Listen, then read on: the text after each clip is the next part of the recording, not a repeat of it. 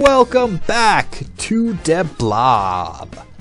Last time we got an introduction into this world, what's going on, the fact that the Inc. Corporation and their evil scheme to discolor the world has come by and trapped all the Radians in these eggshell suits. We call them Gradians when they get to that. I'm trying to jump over to that other ledge. But I'm just too full of paint for that to be achieved. So that's something I didn't mention last episode that does play a role. Oh, what happened? Gate unlocked! Booyakasha! Excellent. So what happens when you're trying to jump over a ledge? You're trying to jump over a gap or something, and you're full of paint like I am right now. What I've noticed, and it doesn't seem to be like a hard, fast rule of how Blob is going to perform in jumping. But when you have more paint, you seem to be heavier, and you seem to not fling as far. These are just my observations, though. So, if you want to jump higher, get up to higher platforms maybe, it might be a good idea to expunge some of the paint in either clean water. Wow, we just keep unlocking things like crazy. Either doing it by draining your paint with clean water, which I don't think we have around here, but we may very soon. Or going on these buildings and painting them up. Aha, I knew we had gradients. We want to get all the time clocks we can. Look at that, we're almost at 20 minutes. 20 minutes, and I mean, how long have we been playing the game? For 15? So 15 in-game, and, well, maybe not 15 in-game, maybe more like 10 in-game, and 20 minutes left to go. So you can see that it's very well programmed in the ways of monitoring how much time the player has, being sure that players have enough exploration time as well, because you can't paint 100% of everything if you don't know where 100% of everything is. These towers here are going to be a common trend in the Blob. It's one of the main beacons that we need to break.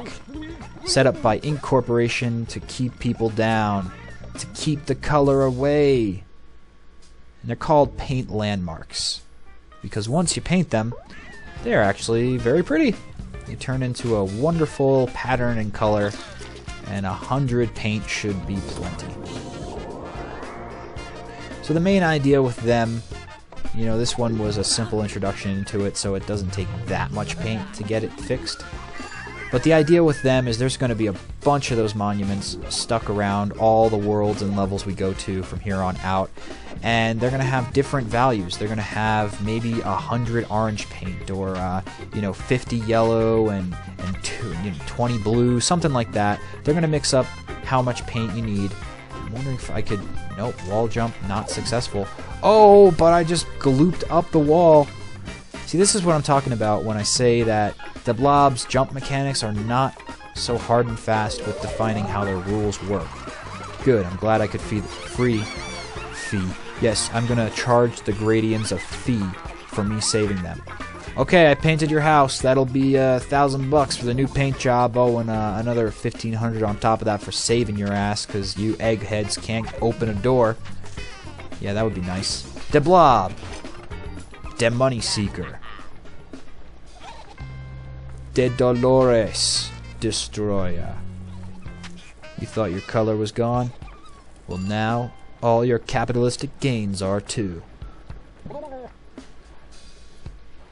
Okay, those little things swirling right there are lives. You'll want to be sure to pick one up if it is convenient in your path. If it's out of your way and you'll probably lose a life to get a life, then, cost-benefit analysis here, is it really worth it? No.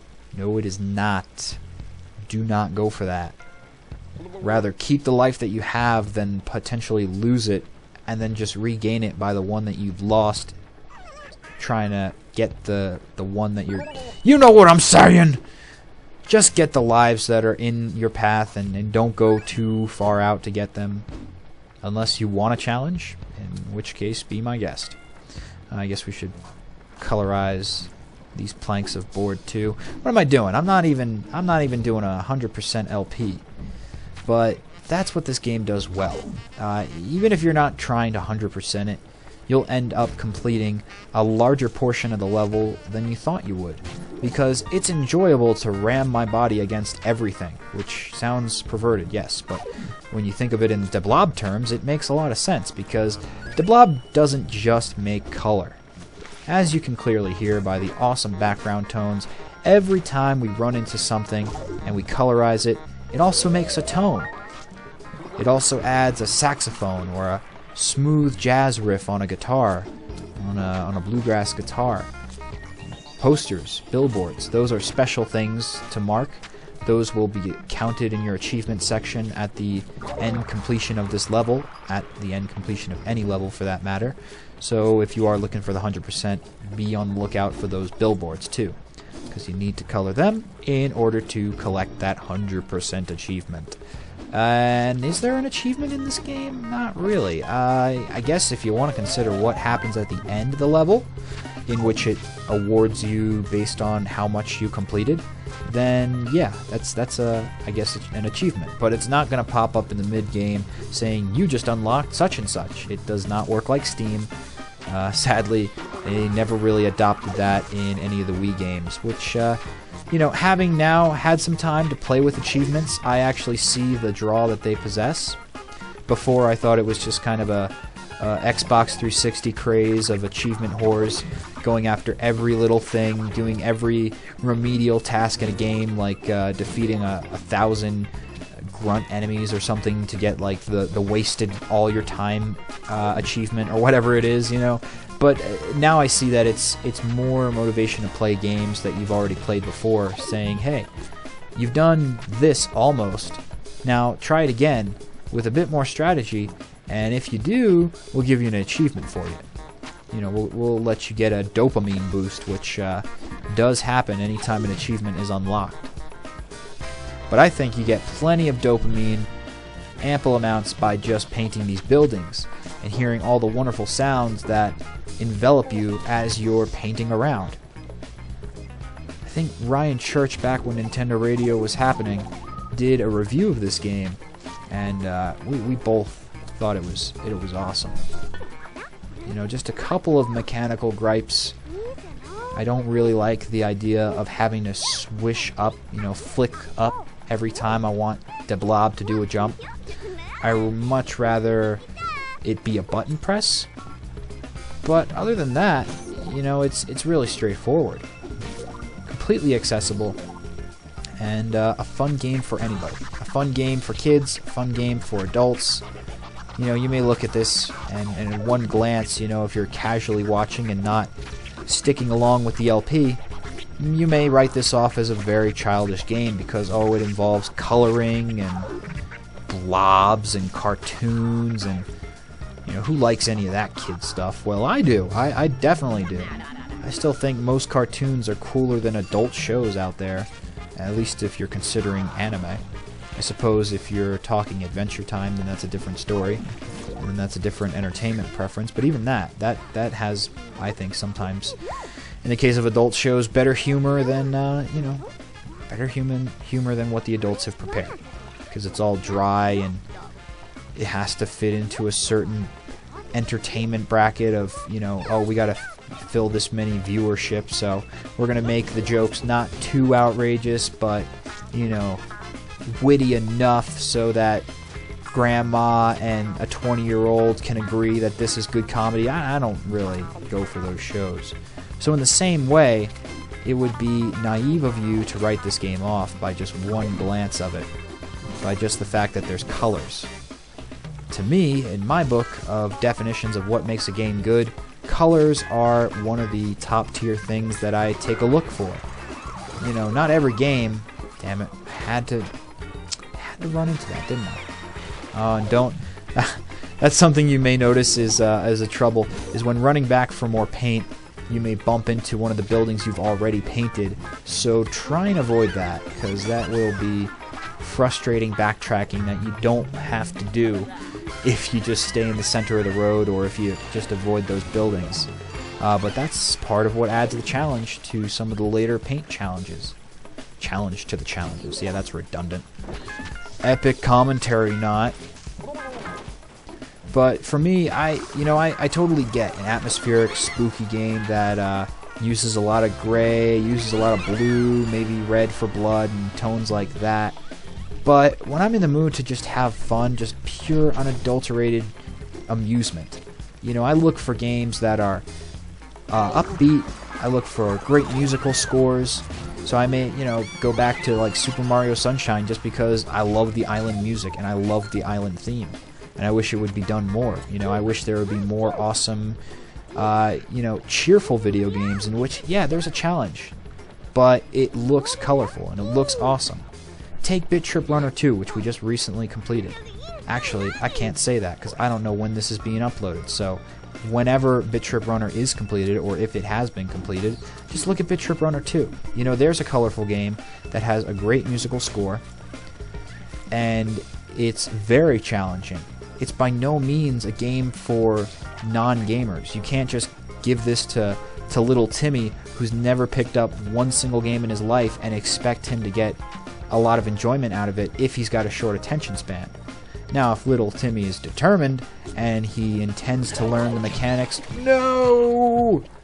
Alright, when you get inked like that, it's vital that you go to any clean water point, because as soon as you do, that was stupid. That was not the Z targeted I want. If you keep the ink on you, you will slowly but surely die, and you'll be dead when all your paint has been expunged out of your paint body, indicated by that 100 there. Okay, good.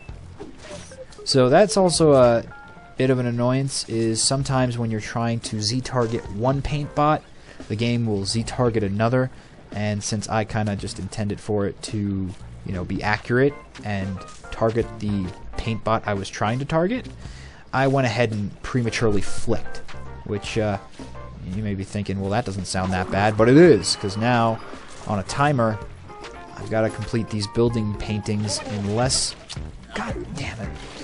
amount of time, and the ink does not help. No, it does not. That makes things a lot more challenging. If I just got the right paint in the first place, probably would have had more seconds to achieve this.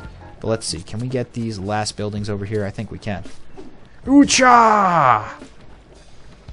Victory! Well, it was nice of the game to not make the Blob stop mid wall scrape, as he was kind of sliding down the wall there. Oh, I can't. How do I get in there? Oh well, can't be helped. And made him stop right in the ink. That would have been suck-ass. And the gate has been cleared. So here, we are going to have to stop another monument. And as soon as we do that, we can exit the world. We've purified the zone and painted it. Oh yeah. Well, it's not all the way pure yet, but with this last paint monument, I'm betting it will be.